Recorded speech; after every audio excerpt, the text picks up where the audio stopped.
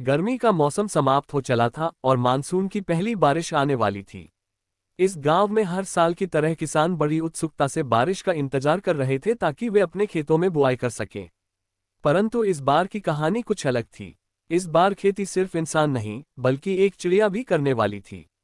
गांव के किनारे एक छोटा सा जंगल था जहां पेड़ों पर कई तरह की चिड़ियाएं अपना घर बनाकर रहती थीं।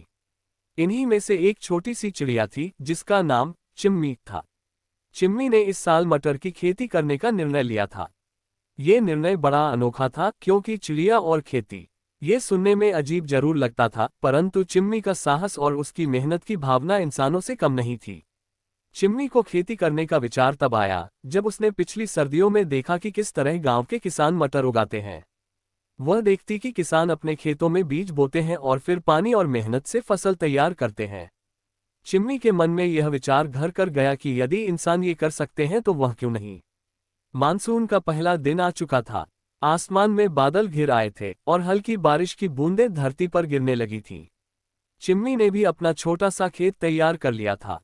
उसने अपने घोंसले के पास ही एक खाली जगह चुनी थी जहां मटर उगाने का सपना उसने देखा था।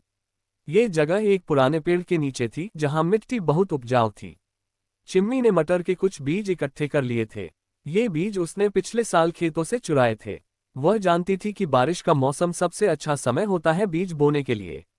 उसने अपनी छोटी चोंच से जमीन में छोटे छोटे गड्ढे बनाए और उनमें बीज डाल दिए। उसके बाद उसने अपनी चोंच से ही थोड़ी मिट्टी उन बीजों पर डाल दी। अब उसकी मेहनत और इंतजार का समय शुरू हो चुका था। बारिश धीरे धीरे तेज होती जा रही थी और चिम्मी बहुत खुश थी कि अब उसके बीजों को पर्याप्त पानी मिल जाएगा।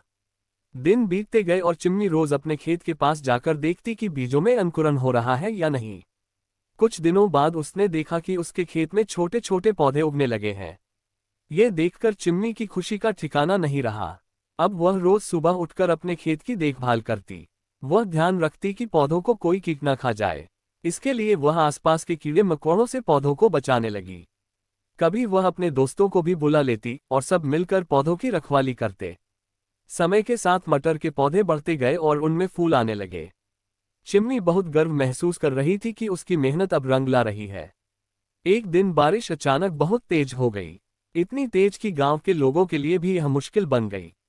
कई किसानों की फसलें पानी में बह गईं और खेतों में पानी भर गया। चिम्मी का छोटा सा खेत भी पानी में डूब गया। वह चिंतित हो उठी कि कहीं उसकी मटर की फसल भी बर्बाद न हो जाए। बारिश कई दिनों तक लगातार चलती रही और चिम्मी के लिए अपने खेत की देखभाल करना मुश्किल हो गया। उसे अपने खेत तक पहुंचने में दिक्कत हो रही थी क्योंकि तेज बारिश में उड़ना भी कठिन था। वह दूर से ही अपने पौधों को देखती और सोचती कि अब उसकी मेहनत बर्बाद हो गई है। लेकिन जैसे ही बारिश रुकी और आसमान साफ हुआ, चिम्मी ने हिम्मत नहीं हारी। वह तुरंत अपने खेत की ओर उड़ी। जब उसने खेत को देखा तो उसकी आंखों में चमक आ गई। उसके मटर के पौधे हरे भरे खड़े थे। बारिश ने नुकसान की बजाय उसके पौधों को और मजबूत कर दिया था। पानी का सही मात्रा में मिलना और मिट्टी की उपजाऊ क्षमता ने उसके पौधों को बढ़ने में मदद की थी। चिम्मी अब हर दिन अपने खेत के पास बैठकर मटर की फलियों को देखती जो धीरे धीरे बढ़ रही थीं। समय आने पर उन फलियों में मटर के दाने भरने लगे। वह दिन भी आ गया जब चिम्मी ने अपनी पहली मटर की फसल काटी। उसकी खुशी का ठिकाना नहीं था। उसने सोचा नहीं था कि उसकी इतनी मेहनत का इतना अच्छा परिणाम मिलेगा। अब चिम्मी ने अपने दोस्तों को भी अपनी मटर की खेती की सफलता की कहानी सुनाई। सभी चिड़ियाएं उसकी तारीफ करने लगीं। वे सब उसके छोटे खेत के पास आकर मटर के दाने खाने लगीं। चिम्मी ने खुशी खुशी सबके साथ अपनी मेहनत की फसल साझा की। इस प्रकार बारिश में चिड़िया की मटर की खेती ने ये साबित कर दिया कि मेहनत और दृढ़ संकल्प से कुछ भी असंभव नहीं होता। चाहे वह इंसान हो या चिड़िया, अगर किसी के पास अपने सपनों को साकार करने की इच्छा हो तो प्रकृति भी उसकी मदद करती है।